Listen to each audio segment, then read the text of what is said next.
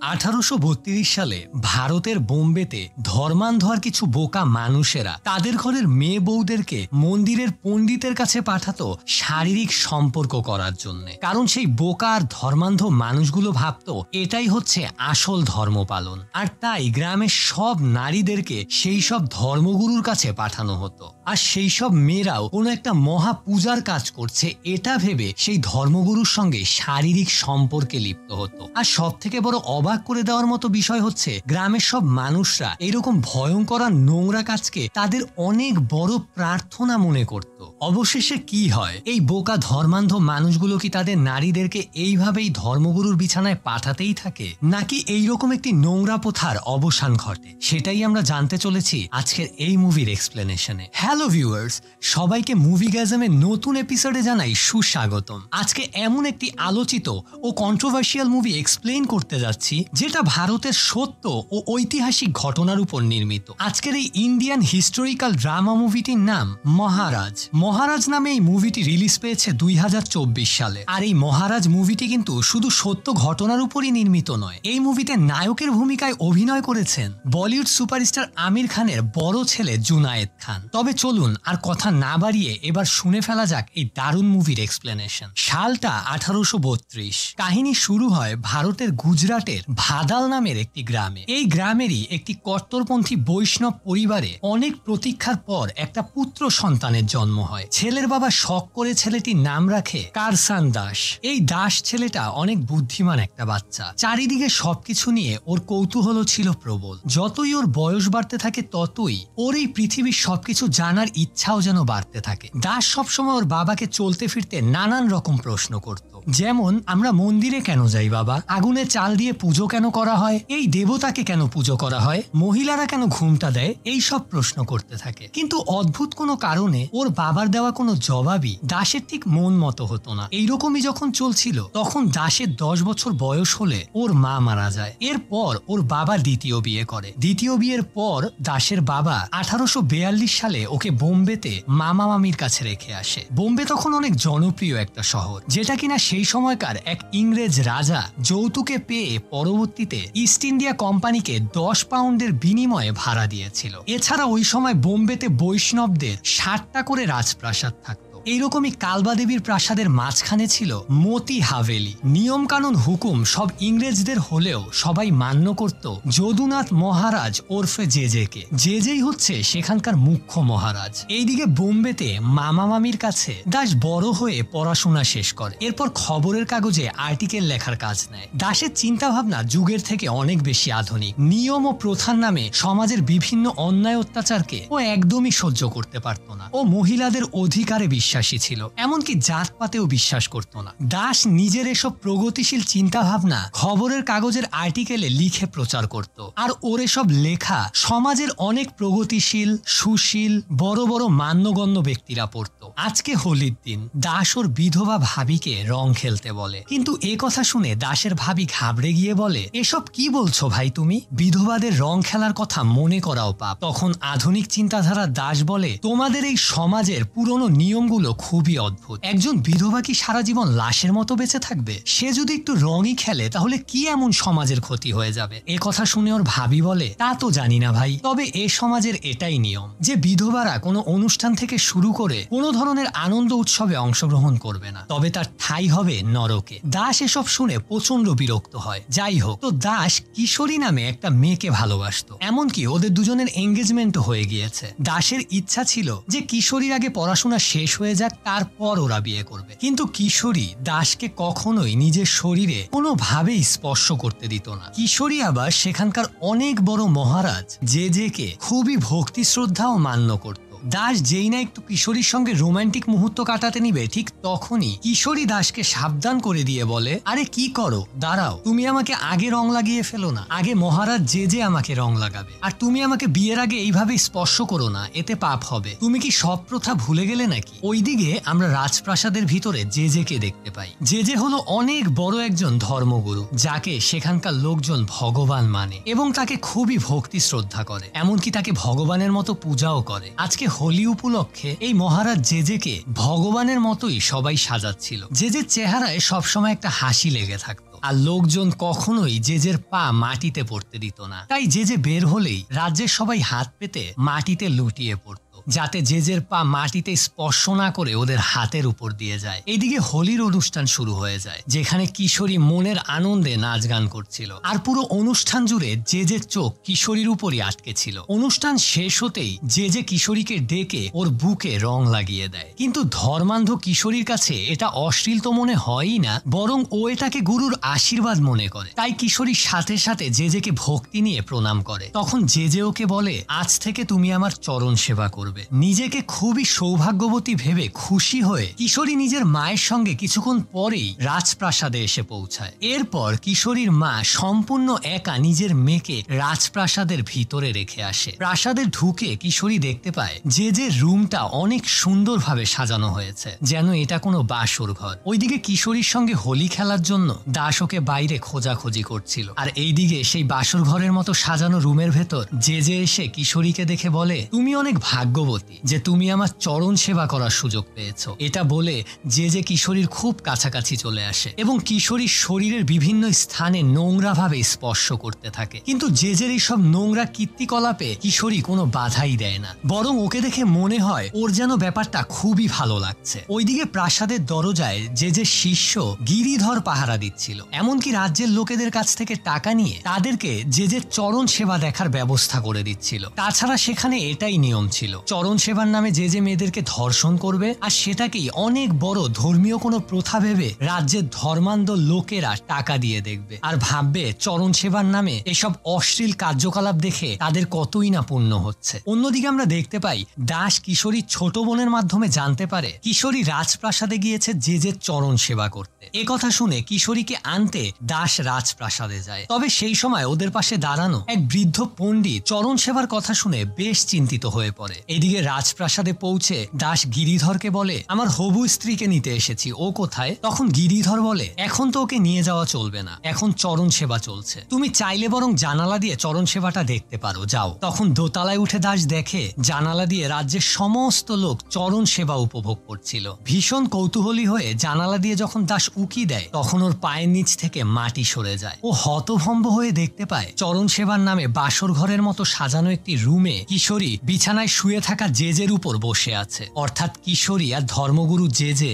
ধর্মীয় প্রথা চরণ সেবা পালনের নামে শারীরিক সম্পর্ক করছিল। এটা দেখেই তো দাসের মাথায় রাগে রক্ত উঠে যায়। ও পাহারাদারকে ধাক্কা মেরে দৌড়ে ভিতরে গিয়ে চিৎকার করে কিশোরীকে বলে, তুমি এসব কি করছো? তখন চরণ সেবায় বাধা দেওয়ার জন্য উপরের জানালায় দাঁড়িয়ে থাকা লোকজন দাসের উপর রাগারাগি করতে থাকে, কিন্তু দাস সবাইকে এক ধমকে সেখান থেকে সরিয়ে দেয়। দাস আবার কিশোরীকে রাগ হয়ে জিজ্ঞেস করে, তুমি চরণ সেবার নামে এইসব কি করছো? এখনই আমার সঙ্গে বাসায় চলো। কিন্তু কিশোরী দাসের সঙ্গে যেতে মানা করে দেয়। এ সময় জেজে দাসকে বলে, তুমি মনে হয় ভুল করে ভক্তি নিয়ে ধর্ম সেবাকে শারীরিক সম্পর্ক বা ভোগের বস্তু ভাবছো। তাছাড়া তুমি তো জানোই আমার জুঠাকে মন্দিরের প্রসাদ মানা হয়, এই নাও আমার খাওয়া জুঠা পান তুমি প্রসাদ হিসেবে নাও। তখন রাগে ঘৃণায় দাস বলে, আমার কোনো কিছুরই জুঠা সহ্য হয় না, হোক সেটা পান বা কারো সম্মান। আর এ কথা বলেই দাস সেখান থেকে রাগে বের হয়ে যায়। মনে অনেক কষ্ট ঘৃণা নিয়ে দাস বাড়ি ফিরে আসে। দরজা খুলে দাসের মুখের এরকম করুণ অবস্থা দেখে ওর ভাবি চিন্তিত হয়ে পড়ে, কিন্তু কিছুই বুঝতে পারে না সে। পরদিন কিশোরী দাসের সঙ্গে অনেক কথা বলার চেষ্টা করে, কিন্তু কথা বলা তো দূরে থাক, কিশোরীকে ঘৃণায় দাস অ্যাভয়েড করতে থাকে। তখন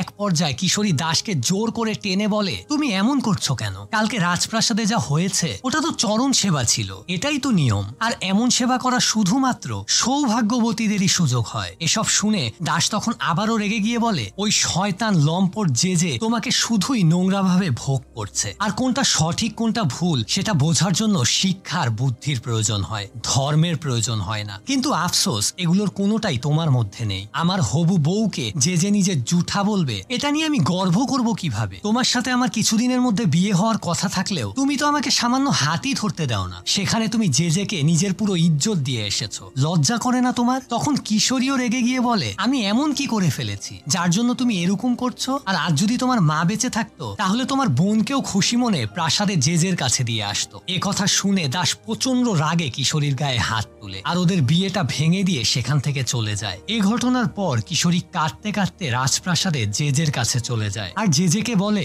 দাস আমার সঙ্গে ঠিক হওয়া বিয়ে ভেঙে দিয়েছে। এ কথা শুনে জেজে বলে কেঁদো না মেয়ে, যা হয় সবই ভগবানের ইচ্ছাতেই হয় আর ভালোর জন্যই হয়। আজ থেকে তুমি আমার সব থেকে প্রিয় সেবিকা হয়ে এই রাজপ্রাসাদেই থাকবে। এই বলে জেজে কিশোরীকে বুকে জড়িয়ে ধরে এবং দুজনে আরো একবার শারীরিক সম্পর্কে লিপ্ত হয়। এর অনেকক্ষণ পর কিশোরী ঘুম থেকে উঠে খেয়াল করে যে ওই রুমে একজন মহিলা এসেছে। মহিলাটাকে জিজ্ঞেস করার পর কিশোরী জানতে পারে যে আরতির জন্য মন্দিরে গিয়েছে। এদিকে জেজের প্রিয় সেবিকা হয়ে কিশোরীর যেন খুশিরই শেষ নেই। কিশোরী বাইরে এসে দেখতে পায় আরেকটি রুমের সামনে জেজের জুতো রাখা। নির্বোধ কিশোরী জেজের জুতাও ভক্তি ভরে প্রণাম করে। কিন্তু ঠিক তখনই কিশোরী শুনতে পায় দরজা বন্ধ রুমের ভেতরে জেজে কাকে যেন বলছে আজ থেকে তুমি আমার প্রিয় সেবিকা। এ কথা শুনতে পেয়ে তো কিশোরী একদমই অবাক হয়ে যায়, কারণ একটু আগে জেজে তো ওকে প্রিয় সেবিকা বলেছে, তাহলে এটা আবার কে? রাগে ভিতরে ঢুকে কিশোরী দেখে যে এটা আর কেউ নয় বরং ওরই আপন ছোট বোন। এসব দেখে প্রচন্ড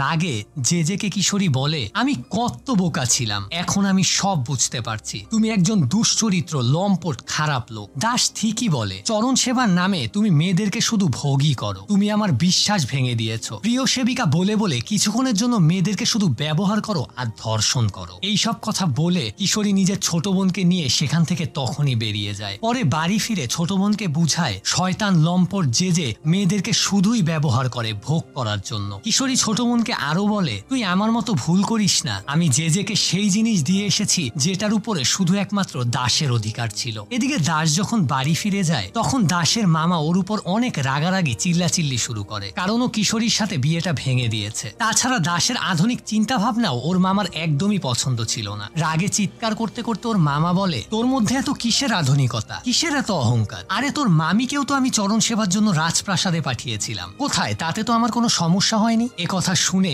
ঘৃণায় দাস উত্তর দেয় মামা এ কথা বলতে তোমার গর্ব নয় বরং লজ্জায় মরে যাওয়া উচিত। এমন কথা শুনে তখন দাসের মামা ওকে থাপ্পড় মারে। ওর মামি তখন দাসকে আবার কিশোরীকে বিয়ে করতে বলে, কিন্তু দাস এবারও স্পষ্ট করে এ বিয়েতে মানা করে দেয়। তখন এমন পরিস্থিতিতে দাসের ভাবি ওকে ঘর থেকে বেরিয়ে যেতে বলে। অবশেষে দাসও বাড়ি ছেড়ে বেরিয়ে আসে। এরপর আমরা শ্যামজি নামে একজন লোককে দেখতে পাই। সে তার প্রেগনেন্ট বোন লীলাবতীকে জেজের কাছে নিয়ে এসেছে। শ্যামজি জেজেকে বলে আপনার কাছে চরণ সেবা করতে গিয়ে আমার বোন গর্ভবতী হয়ে গিয়েছে, এখন আমরা কি করব?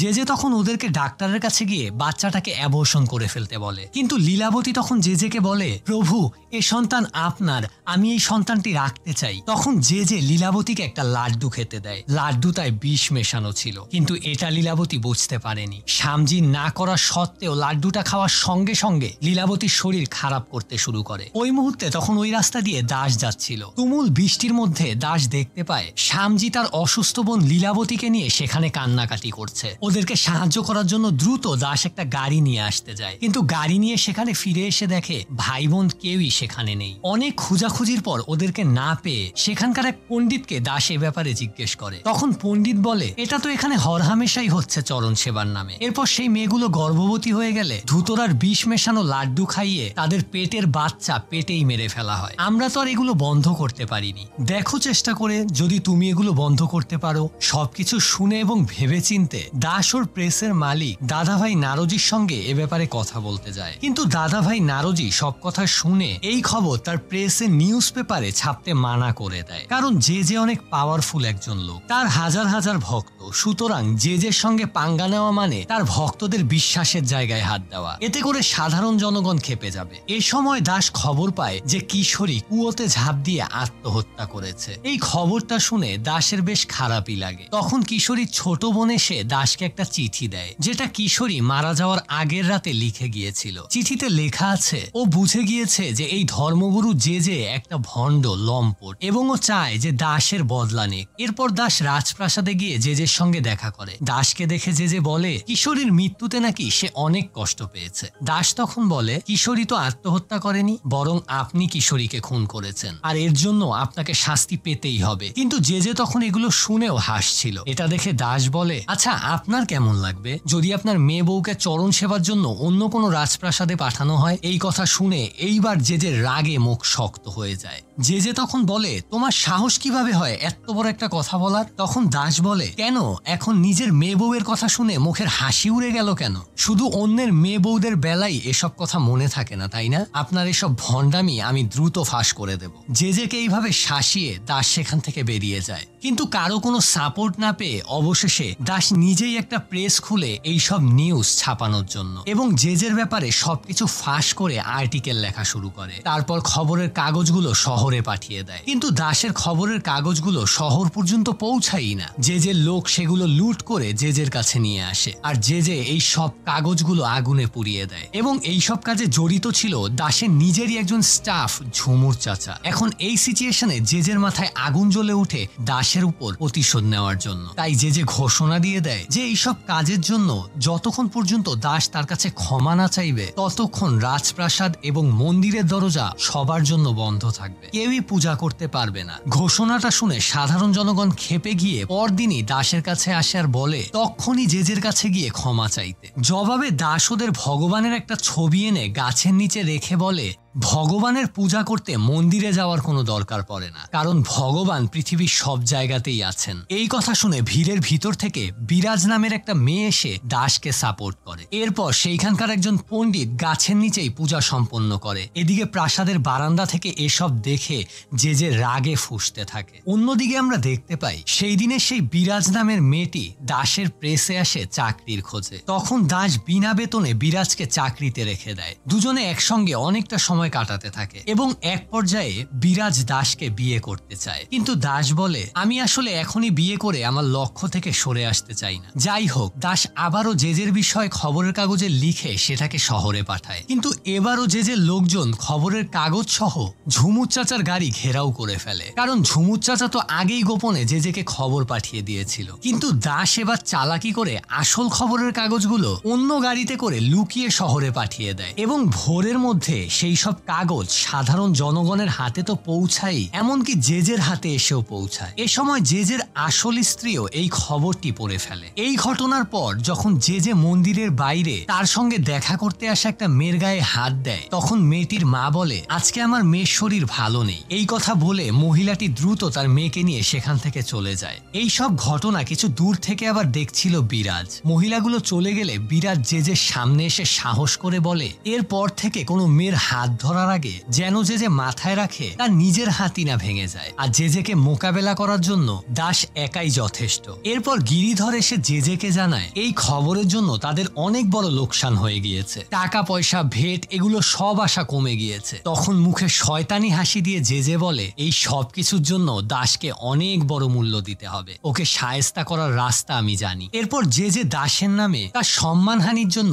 মানহানি মামলা দায়ের করে। ওইদিকে দাসের কাছে জেজের বিরুদ্ধে কোনো প্রমাণ ছিল না। সেখানকার কোনো লোকই তাদের নিজেদের মেয়ে বউকে কোর্টে সাক্ষী দেওয়ার জন্য আনতে রাজি না। এমন সময় জেজের বিরুদ্ধে কোর্টে সাক্ষী দেওয়ার জন্য দাসের কাছে কিছু লোক আসে। অন্যদিকে দাসের উপর শক্ত মানহানি মামলা এবং 50,000 টাকা জরিমানা করার পর জেজের মনে হয় যে দাস এবার নিশ্চয়ই হার মেনে তার কাছে মাফ চাইতে আসবে। এইদিকে মন্দিরে গিরিধর দাসের সামনে স্বর্ণের একটি পাত্র নিয়ে আসে জেজের পা ধুয়ে দেওয়ার জন্য। তখন সবাইকে অবাক করে দিয়ে দাস সেই পাত্র নিয়ে মন্দিরের ভালো পুরোহিতের পা ধোয়া শুরু করে। এরপর জেজের সঙ্গে কোর্টে দেখা হবে এই কথা বলে সেখান থেকে বুক ফুলিয়ে চলে যায়। তবে প্রেসে ফিরে দাস জানতে পারে যেই লোকগুলো সাক্ষী দিতে রাজি হয়েছিল তারা পালিয়ে গিয়েছে, কারণ ওদের এলাকা সবাই ওদের উপরে ক্ষেপে গিয়েছে। এরপর দাস আরো দেখে যে খবরের কাগজের প্রেসগুলোতে আগুন দিয়ে দিয়েছে। এই সিচুয়েশনে খুব হতাশ হয়ে দাস বিরাজকে বলে, যাদের জন্য আমি লড়াই করছি তারাই আমার বিরুদ্ধে, তাহলে আর কাদের জন্য লড়বো আমি? তখন বিরাজ দাসকে বলে যে সে যখন 16 বছর বয়সী ছিল তখন ওকেও চরণ সেবার জন্য প্রাসাদে পাঠানো হয়েছিল, কিন্তু সেই বয়সেও ও বুঝতে পেরেছে যে এটা খুব নোংরা একটা ব্যাপার, তাই কোনো রকম ভাবে সেখান থেকে পালিয়ে এসেছে। ও চায় আর কোনো মেয়ের পরিণতি যেন কিশোরীর মতো না হয়, আর এখন এটা তোমার দায়িত্ব।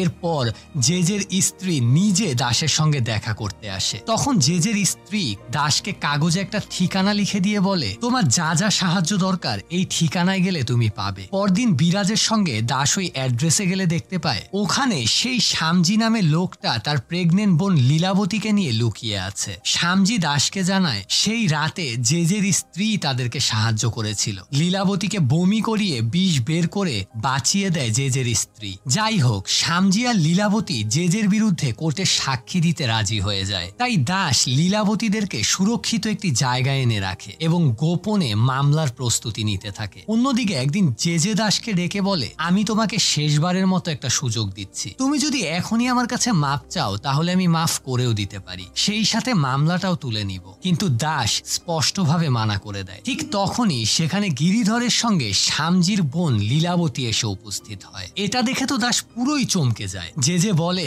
কাল রাতে আমি শ্যামজিকে মেরে ফেলেছি আর গিরিধরের সঙ্গে লীলাবতীকে বিয়ে দিয়ে দিয়েছি। এর মানে দাসের কাছে জেজের বিরুদ্ধে আর কোনো সাক্ষী রইল না। জেজে বলে, পুরো 50,000 পরিশোধ করার পর কোর্টে সবার সামনে আমার পা ধরে মাফ চাইলে তবেই আমি শান্ত হব। মুচকি হাসি মুখে জেজে এইসব কথা বলে সেখান থেকে চলে যায়। এর পরের সিনে আমরা দেখতে পাই একটা বিশাল রাজকীয় রথে করে বিপুল ভক্তদের মিছিলের সাথে জেজে কোর্টে এসে পৌঁছয়। জেজের ভক্তরা মাটিতে শুয়ে পড়ে হাত পেতে দেয় যেন জেজের পা মাটি স্পর্শ না করে। আর জেজে ভক্তদের হাতের উপর জুতা দিয়ে পাড়া দিতে দিতে কোর্টের ভিতরে নিজের ব্যক্তিগত রাজ সিংহাসন নিয়ে ঢুকে। এই সবকিছুই কিন্তু জেজে করে দাসকে নিজের পাওয়ার দেখানোর জন্য। কোর্টের কারবার শুরু হয়। যখন উকিল জেজেকে কাঠগড়ায় এসে দাঁড়াতে বলে তখন জেজে বলে, আমি কারো কাছে যাই না, বরং সবাই আমার কাছে আসে, তাই আমি যাই উত্তর দিব আমার এই নিজের রাজ সিংহাসনে বসেই দিব, আমি তো আর কোথাও ভেগে যাচ্ছি না। এ কথা শুনে জজ সাহেব আর কিছু বলে না। এরপর দাসের উকিল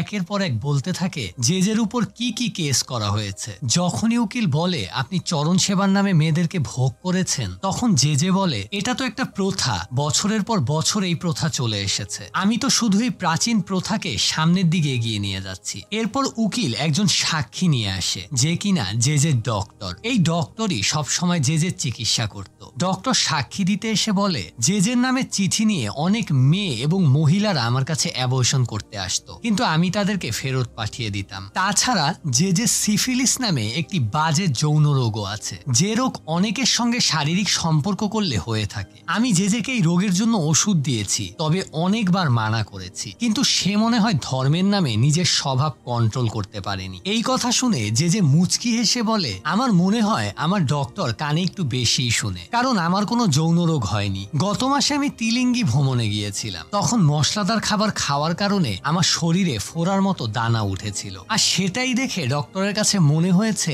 আমার যৌন রোগ হয়েছে। এটা নিয়ে এখন ডক্টর তিলকে তাল বানাচ্ছে। তখন জেজের উকিল ডক্টরের কাছে প্রমাণ চায়, কিন্তু ডক্টরের কাছে তো এর কোনো প্রমাণ ছিল না। তবে ডক্টর বলে, আমার কাছে কোনো প্রমাণ নেই, তবে আপনারা চাইলে জেজেকে অন্য ডাক্তার দিয়ে চেক আপ করিয়ে দেখুন। তখন দাসের উকিল জেজের মেডিকেল টেস্টের জন্য কোর্টের কাছে আবেদন করে। এ সময় জেজের উকিল আপত্তি জানালেও কোর্ট অবশেষে মেডিকেল টেস্টের অনুমতি দিয়ে দেয়। এরপর সাক্ষী হিসেবে নিয়ে আসা হয় গিরিধরকে। ওকে উকিল জিজ্ঞেস করে কালকে রাতে কি হঠাৎ করে তার বিয়ে হয়ে গিয়েছে, কিন্তু উত্তরে গিরিধর একটাই শেখানো কথা বলে, লীলাবতীর সাথে আমার 8 মাস আগে বিয়ে হয়েছে আর ওর পেটে আমারই সন্তান। আর এই একই কথা পাগলের মতো বারবার গিরিধর বলতেই থাকে। তখন উকিল গিরিধরকে জিজ্ঞেস করে, তুমি বারবার একই কথা কেন বলছো, তোমার কি এতে কোনো সন্দেহ আছে? এরপর উকিল জজকে বলে, লীলাবতীকে যে ধর্ষণ করেছে, এরপর লীলাবতীর বাচ্চা অ্যাবর্শন করানোর জন্য বিষ মাখানো লাড্ডু খাইয়েছে, আর এখন যে জুটাকে গিরিধর প্রসাদ মানছে। এমনকি লীলাবতীর ভাই শ্যামজিকেও যে হত্যা করেছে।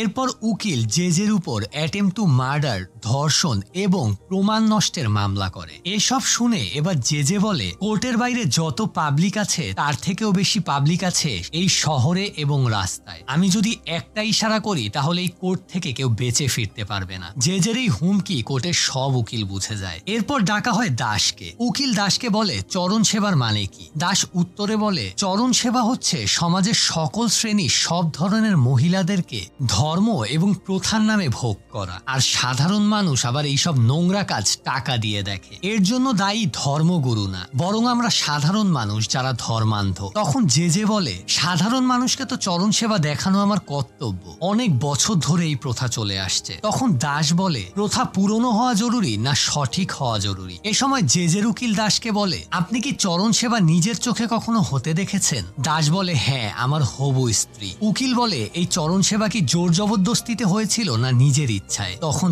দাস মাথা নিচু করে বলে, নিজের ইচ্ছায়। এইবার জেজের উকিল বলে, তাহলে তো এটা ক্লিয়ার হয়েই গেল যে আপনি আপনার ব্যক্তিগত রাগ জেজের উপর উঠাচ্ছেন, নাকি টাকা পয়সা এবং নাম কামানোর জন্য এগুলো করছেন। তখন দাস কঠিন স্বরে বলে, না তো আমার টাকার লোভ আছে, না নাম কামানোর কোনো শখ। আমি কোনো অন্যায় অনাচার একদমই সহ্য করতে পারি না। এ কয়দিন আমি ধর্ম নিয়ে অনেক বই পড়েছি, যার পর ব্রাহ্মণদের উপর আমার সম্মান আরো বেড়ে গিয়েছে। ব্রাহ্মণ ধর্ম গ্রহণের সময় পাঠ করা হয় যে আমি আমার মন, দেহ সবকিছু দেবতা কৃষ্ণকে দান করছি, কিন্তু রাজপ্রাসাদের এই ভণ্ডগুলো শেখায় যে মহিলাদের শরীর এদেরকে দান করতে হবে। পুরো শ্লোকের এতগুলো শব্দের মধ্যে শুধু নিজেদের সুবিধার জন্য স্ত্রী এবং দেহ এই দুটো শব্দই কেন ভণ্ডগুলো বেছে নিয়েছে? কোন ধর্মের, কোন শাস্ত্রের, কোন বইয়ে কথা লেখা আছে যে স্ত্রীকে প্রথম পুরোহিত ভোগ করবে, এরপর স্বামী? ধর্মগ্রন্থের অর্থ এভাবেই যুগে যুগে মানুষ নিজেদের সুবিধার জন্য বদলে আসছে। ধর্মীয় গ্রন্থগুলো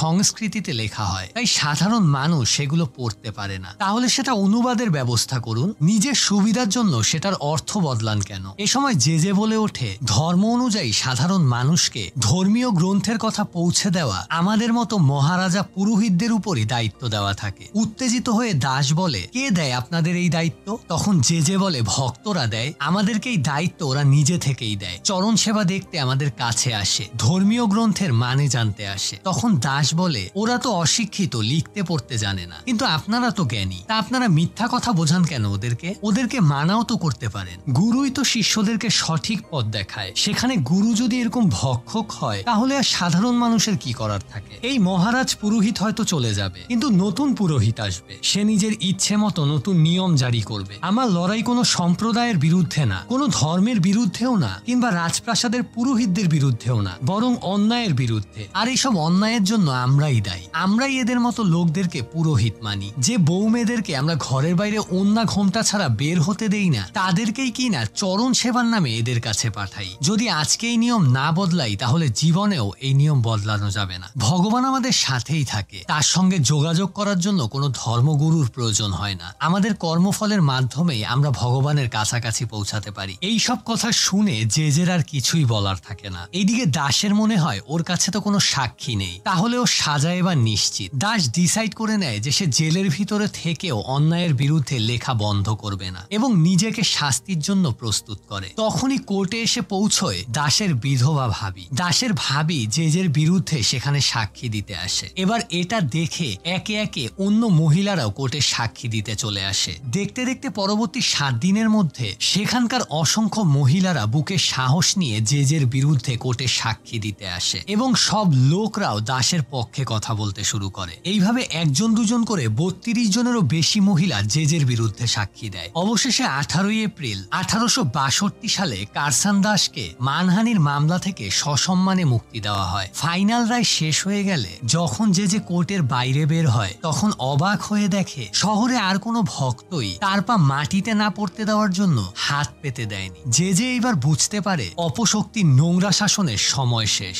সত্যটা সামনে আসার পর কোনো ভক্তই তাকে আর শ্রদ্ধা করছে না, সবাই জাগ্রত হয়ে গিয়েছে। এরপর জেজে লজ্জায় অপমানে মাথা নিচু করে সেখান থেকে চলে যায়। এই মহারাজ রেবেল কেসের কারণে চরণ সেবার মতো নোংরা প্রথা চিরদিনের জন্য বন্ধ হয়ে যায়। আজকের এই আধুনিক সমাজ কারসান দাসের মতো কিছু শিক্ষিত আধুনিক মানুষের বিপ্লবের চেষ্টাতেই সবাই পেয়েছে, যারা মানুষকে কোনটা ঠিক কোনটা ভুল এবং ধর্মান্ধ হওয়ার থেকে বিবেক বুদ্ধি দিয়ে কাজ করতে শিখিয়েছে। আরো শিখিয়েছে সৃষ্টিকর্তার কাছে পৌঁছাতে কোনো ভণ্ড ধর্মগুরু বা মাধ্যমের দরকার নেই। মানুষের ভালো কাজই তাকে সৃষ্টিকর্তার কাছে নিয়ে যায়। এরপর যেহেতু এই মুভিটি সত্য ঘটনার উপর নির্মিত, তাই বাস্তবের কারসান দাসকে দেখানো হয় এবং কোর্টের রায়ের সম্পর্কেও অনেক তথ্য দেওয়া হয়েছে। সেই সব ছবিগুলো আমি এখানে দিয়ে দিচ্ছি। সো এরই সাথে এই সত্য ঘটনা অবলম্বনে এই মুভিটিও এখানেই শেষ হয়। সো এই ছিল আজকের মুভির এক্সপ্লেনেশনটি কেমন লাগলো অবশ্যই আমাকে কমেন্টের মাধ্যমে জানিয়ে দিবেন। ভিডিওটি ভালো লাগলে লাইক, শেয়ার এন্ড সাবস্ক্রাইব করবেন। আবারও হাজির হব নতুন আরেকটি মুভির এক্সপ্লেনেশন নিয়ে। Till then stay with us.